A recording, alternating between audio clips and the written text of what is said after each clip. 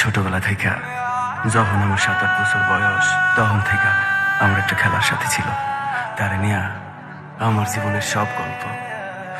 আর আমি চাই যে আমার জীবনের গল্পটুকু এই পৃথিবীর সবাই জানুক। মন কান্দে রে তোর লাগিয়া,